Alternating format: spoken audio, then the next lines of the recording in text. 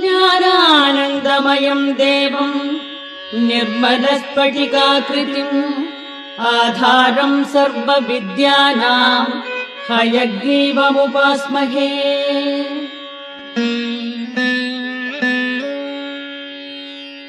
स्वतः सिद्धम् शुद्धस्फटिकमणिभूभृत्प्रतिपटम् सुधासद्रीचीभिर्द्युतिपिरवदात त्रिभुवनम् अनन्तैः त्रय्यन्तैरनुविहित केशाहलहलम् हताशेषावध्यम् हयवदनम् ईडीमहिमः।